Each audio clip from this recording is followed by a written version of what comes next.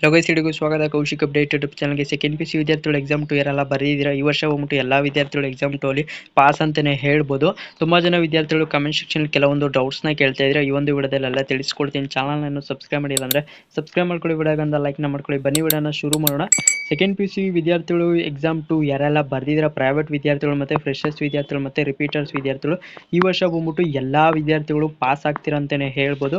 ಈ ವರ್ಷ ಬಂದ್ಬಿಟ್ಟು ನಿಮಗೆ ಎಕ್ಸಾಮ್ 3 ಅನ್ನೋದು ಇರೋದಿಲ್ಲ. ಅದಕ್ಕೋಸ್ಕರ ಬಂದ್ಬಿಟ್ಟು ಕರ್ನಾಟಕ ಶಾಲಾ ಶಿಕ್ಷಣ ಮಂಡಳಿಯವರು ಎಕ್ಸಾಮ್ 2 ಯಾರೆಲ್ಲ ಬರ್ದಿದ್ದೀರಾ ವಿದ್ಯಾರ್ಥಿಗಳು, ಎಲ್ಲ ವಿದ್ಯಾರ್ಥಿಗಳು ಪಾಸ್ ಆಗ್ತೀರಾ ಅಂತಾನೆ ಹೇಳ್ಬೋದು. ಈಗ ನೀವು ಕೇಳ್ಬೋದು, ಬ್ರೋ ಈಗ ಎಕ್ಸಾಮ್ 2 ಅಲ್ಲಿ ನಾವು ಹೆಂಗೆ ಪಾಸ್ ಆಗ್ತೀವಿ ನೀವು ಹೇಳ್ತಾ ಇದ್ದೀರಾ ಅಂತ ನೀವು ಕೇಳ್ಬೋದು. ಈಗ ಬಂದ್ಬಿಟ್ಟು ನಿಮಗೆ ಒಂದು ಎಕ್ಸಾಂಪಲ್ ಕೊಡ್ತೀನಿ ನೋಡಿ. ಈ ವರ್ಷ ಬಂದ್ಬಿಟ್ಟು ನಿಮಗೆ ಎಕ್ಸಾಮ್ 3 ಅನ್ನೋದು ಇರೋದಿಲ್ಲ. ಹೋದ ವರ್ಷ ಎಲ್ಲ ಹೆಂಗಿತ್ತಪ್ಪ ಅಂದರೆ ನಿಮಗೆ ಎಕ್ಸಾಮ್ 1 ಇತ್ತು, ಎಕ್ಸಾಮ್ 2 ಇತ್ತು, ಎಕ್ಸಾಮ್ 3 ಇತ್ತು, ಎಕ್ಸಾಮ್ 1 ಎಕ್ಸಾಮ್ 2, ಎಕ್ಸಾಮ್ 1ರಲ್ಲಿ ಫೇಲ್ ಆದರೆ ಎಕ್ಸಾಮ್ 2 ಇತ್ತು, ಎಕ್ಸಾಮ್ 2 ಅಲ್ಲಿ ಫೇಲ್ ಆದರೆ ನಿಮಗೆ ಲಾಸ್ಟ್ ಫೈನಲ್ ಆಗಿ ಎಕ್ಸಾಮ್ 3 ಇತ್ತು. ಈ ವರ್ಷ ಬಂದ್ಬಿಟ್ಟು ಕರ್ನಾಟಕ ಶಾಲಾ ಶಿಕ್ಷಣ ಮಂಡಳಿಯವರು ಪರ್ಸೆಂಟೇಜು ಬಂದ್ಬಿಟ್ಟು 94% ಮೇಲೆ ಜಾಸ್ತಿ ಬಂದಿದೆ ಅಂತ ಈ ವರ್ಷ ಬಂದ್ಬಿಟ್ಟು ಎಕ್ಸಾಮ್ 3 ಅನ್ನೋದು ಇರೋದಿಲ್ಲ ಅಂತ ಕರ್ನಾಟಕ ಶಾಲಾ ಶಿಕ್ಷಣ ಮಂಡಳಿ ಶಿಕ್ಷಣ ಸಚಿವರಾದಂಥ ಮಧು ಬಂಗಾರಪ್ಪನವರು ಈ ವರ್ಷ ಬಂದ್ಬಿಟ್ಟು ಎಕ್ಸಾಮ್ 3 ಇರೋದಿಲ್ಲ ಅಂತ ಹೇಳಿದರು. ಎಕ್ಸಾಮ್ 2 ಲಾಸ್ಟ್ ಅಲ್ವಾ, ಈ ವರ್ಷ ಬಂದ್ಬಿಟ್ಟು ನಿಮಗೆ ಎಕ್ಸಾಮ್ 2 ಅನ್ನೋದು ಲಾಸ್ಟ್ ಆಗಿರುತ್ತೆ. ಸೊ ನಿಮಗೆ ರಿಸಲ್ಟ್ ಬಂದ್ಬಿಟ್ಟು ಇದೇ ತಿಂಗಳು ಎಂಡಿಂಗಲ್ಲಿ ನಿಮಗೆ ರಿಸಲ್ಟ್ ಅನ್ನೋದು ಕರ್ನಾಟಕ ಶಾಲಾ ಶಿಕ್ಷಣ ಮಂಡಳಿಯವರು ಅನೌನ್ಸ್ನ ಮಾಡಿದ್ರೆ 29ರೊಳಗೆ ನಿಮಗೆ ರಿಸಲ್ಟ್ ಅನ್ನೋದು ಕೊಡ್ತಾರೆ. ಎಕ್ಸಾಮ್ 1ರಲ್ಲಿ ಬಂದ್ಬಿಟ್ಟು ತುಂಬ ಜನ ವಿದ್ಯಾರ್ಥಿಗಳು ಫೇಲ್ ಆಗಿರ್ತಾರೆ ಮತ್ತು ಇಂಪ್ರೂವ್ಮೆಂಟ್ಗೂ ಕೂಡ ಎಕ್ಸಾಮ್ನ ಕಟ್ಟಿ ಬರೀತಾ ಇರ್ತಾರೆ. ಎಕ್ಸಾಮ್ 2 ಬಂದ್ಬಿಟ್ಟು ಲಾಸ್ಟ್ ಆಗಿರುತ್ತೆ ನಿಮಗೆ.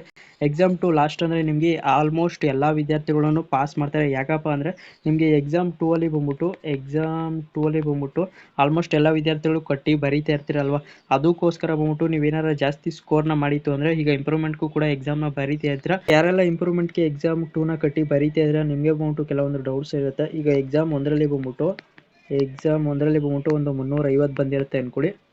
ಎಕ್ಸಾಮ್ 2 ಅಲ್ಲಿ ಬಂದ್ಬಿಟ್ಟು ಒಂದು 360 ಬಂದಿರುತ್ತೆ ಅಂದ್ಕೊಳ್ಳಿ.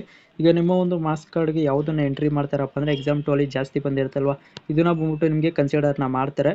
ಈಗ ಬಂದ್ಬಿಟ್ಟು ಕಮ್ಮಿ ಬಂದ್ಬಿಟ್ರೆ ಏನು ಮಾಡೋದು ಬ್ರೋ ಅಂತ ನೀವು ಕೇಳಿದ್ರೆ ಇದನ್ನ ಉಲ್ಟಾ ಮಾಡ್ಕೊಳ್ಳಿ. ಈಗ ಎಕ್ಸಾಮ್ 1ರಲ್ಲಿ ಬಂದ್ಬಿಟ್ಟು ಇಲ್ಲಿ ನೋಡಿ, ಎಕ್ಸಾಮ್ 1ರಲ್ಲಿ ಬಂದ್ಬಿಟ್ಟು 360 ಬಂದಿರುತ್ತೆ. ಎಕ್ಸಾಮ್ 2 ಅಲ್ಲಿ ಬಂದ್ಬಿಟ್ಟು ಒಂದು 350 ಅಲ್ವಾ.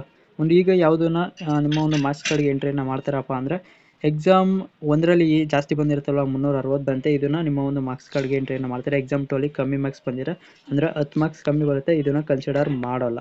ಡೌಟು ಕ್ಲಿಯರ್ ಆಯಿತು ಅನ್ಕೋತೀನಿ. ಈಗ ಬಂದ್ಬಿಟ್ಟು ಯಾರೆಲ್ಲ ಸೆಕೆಂಡ್ PUC ಎಕ್ಸಾಮ್ 2 ಕಟ್ಟಿ ಬರ್ದಿದ್ದೀರಾ, ಈ ವರ್ಷ ಬಂದ್ಬಿಟ್ಟು ಎಲ್ಲ ವಿದ್ಯಾರ್ಥಿಗಳು ಪಾಸ್ ಆಗ್ತೀರಾ ಅಂತಲೇ ಹೇಳ್ಬೋದು.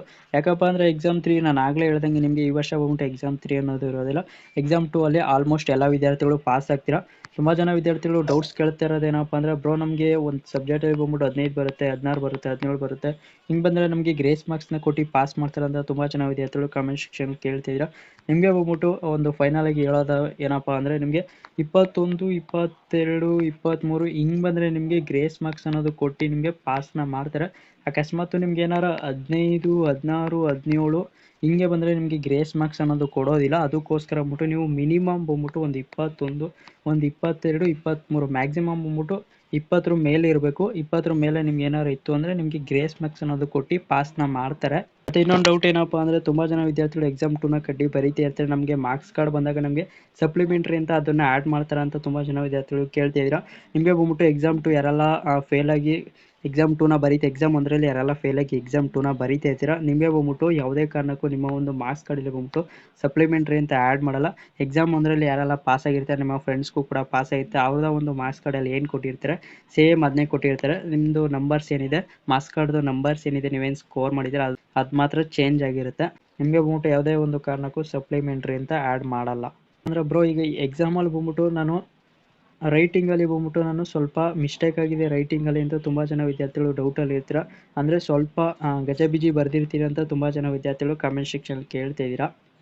ರೈಟಿಂಗಲ್ಲಿ ಬಂದ್ಬಿಟ್ಟು ಯಾವುದೇ ಒಂದು ಕಾರಣಕ್ಕೂ ನಿಮಗೆ ನಿಮ್ಮ ಒಂದು ರೈಟಿಂಗ್ ಏನಿದೆ, ರೈಟಿಂಗ್ ಕ್ಲಿಯರಾಗಿ ಇಲ್ಲ ಅಂದರೆ ನಿಮಗೆ ಮಾರ್ಕ್ಸ್ ಕೊಟ್ಟೇ ಕೊಡ್ತಾರೆ, ಅದರಲ್ಲಿ ಏನೂ ಡೌಟ್ ಇಲ್ಲ.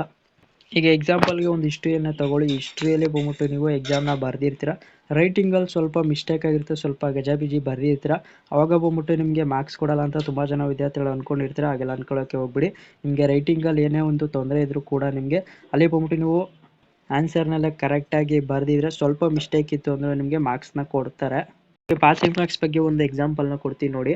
ಈಗ ಎಕ್ಸಾಮ್ ಒಂದರಲ್ಲಿ ಬಂದ್ಬಿಟ್ಟು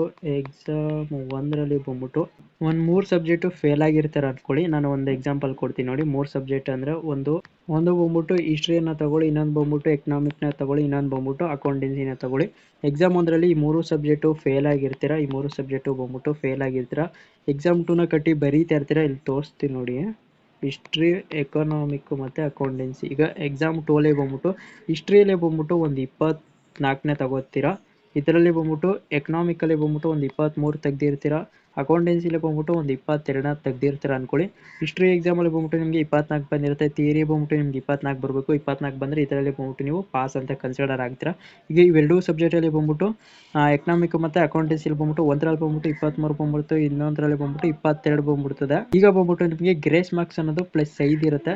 ಇದರಲ್ಲಿ ಬಂದ್ಬಿಟ್ಟು ನಿಮಗೆ 1 ಮಾರ್ಕ್ಸ್ನ ಕೊಡ್ತಾರೆ. ಇದರಲ್ಲಿ ಬಂದ್ಬಿಟ್ಟು ಒಂದು 2 ಮಾರ್ಕ್ಸ್ನ ಆ್ಯಡ್ ಮಾಡ್ತಾರೆ. ಇದರಲ್ಲಿ ಬಂದ್ಬಿಟ್ಟು ನೀವು ಪಾಸ್ ಅಂತ ಕನ್ಸಿಡರ್ ಆಗ್ತೀರಾ. ಡೌಟು ಕ್ಲಿಯರ್ ಆಯಿತು ಅನ್ಕೋತೀನಿ.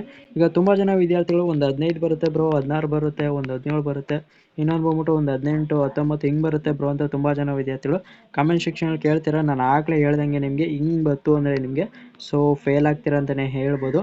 ನಿಮಗೆ ನಾನು ಆಗಲೇ ಹೇಳ್ದಂಗೆ ನಿಮಗೆ 20 ನೋಡಿ 21, 22, 23 ಮ್ಯಾಕ್ಸಿಮಮ್ ಬಂದ್ಬಿಟ್ಟು 20 ಮೇಲೆ ಬರಬೇಕು. 20 ಮೇಲೆ ಬಂದರೆ ನಿಮಗೆ ಪಾಸ್ ಅಂತ ಕನ್ಸಿಡರ್ ಮಾಡ್ತಾರೆ. ಅಕಸ್ಮಾತ್ ನೀವೇನಾದರೂ 15, 16, 17 ಹಿಂಗೆ ತೆಗೆದ್ರೆ ಸೊ ನೀವು ಪಕ್ಕಾ ಫೇಲ್ ಆಗ್ತೀರಾ. ನೆಕ್ಸ್ಟ್ ವರ್ಷ ನೀವು ಎಕ್ಸಾಮ್ನ ಕಟ್ಟಿ ಬರಿಬೇಕಾಗುತ್ತೆ. ಪಾಸಿಂಗ್ ಮಾರ್ಕ್ಸ್ ಬಗ್ಗೆ ಎಲ್ಲ ಕ್ಲಿಯರ್ ಆಯಿತು ಅನ್ಕೋತೀನಿ. ಬನ್ನಿ ಈಗ ನಿಮ್ಮ ಒಂದು ರಿಸಲ್ಟ್ನ ಹೇಗೆ ಚೆಕ್ ಮಾಡೋದು ಅಂತ ತಿಳಿಸ್ಕೊಡ್ತೀನಿ. ಫಸ್ಟ್ ನಿಮ್ಮ ಒಂದು ಕ್ರೋಮ್ ಬ್ರೌಸರ್ ಅಥವಾ ಗೂಗಲ್ನ ಓಪನ್ ಮಾಡ್ಕೊಳ್ಳಿ. ಓಪನ್ ಮಾಡಿದಾದ್ಮೇಲೆ ಇಲ್ಲಿ KRResult ಅಂತ ಕ್ಲಿಕ್ನ ಮಾಡಿ. ಇಲ್ಲಿ ಕಾಣಿಸ್ತಾ ಇದೆಯಲ್ಲ, ಇಲ್ಲಿ ನೋಡಿ KARRE ರಿಸಲ್ಟ್ 2026 ಇದೆ. ಸಿಂಪಲ್ ಆಗಿ ಇದ್ರ ಮೇಲೆ ಕ್ಲಿಕ್ನ ಮಾಡ್ಕೊಳ್ಳಿ. ಇಲ್ಲಿ ಮೊದಲನೇ ವೆಬ್ಸೈಟ್ ಕಾಣ್ತಿದೆ, ಇಲ್ಲಿ ತೋರಿಸ್ತೀನಿ ನೋಡಿ. ಇಲ್ಲಿ ಮೊದಲನೇ ವೆಬ್ಸೈಟ್ ಕಾಣ್ತಿದೆ. ಸಿಂಪಲ್ ಆಗಿ ಇದ್ರ ಮೇಲೆ ಕ್ಲಿಕ್ನ ಮಾಡ್ಕೊಳ್ಳಿ. ಕ್ಲಿಕ್ ಮಾಡಿದಾದ್ಮೇಲೆ ನಿಮಗೆ ಈ ರೀತಿ ಒಂದು ಇಂಟರ್ಫೇಸ್ ಅನ್ನೋದು ಓಪನ್ ಆಗುತ್ತೆ.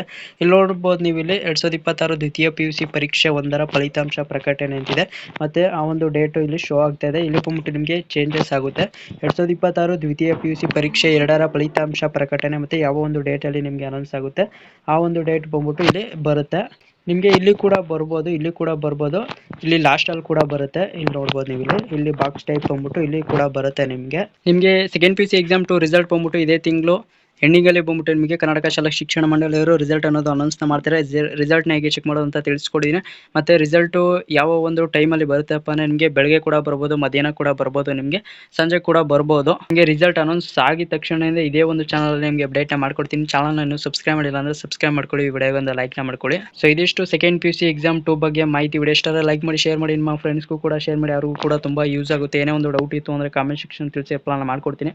ಸಿಗೋಣ ಮತ್ತೊಂದು ವಿಡಿಯೋದಲ್ಲಿ. ಎಲ್ಲರಿಗೂ ನೋಡ್ತಾರೆ Kaushik updated channel. So thank you for watching.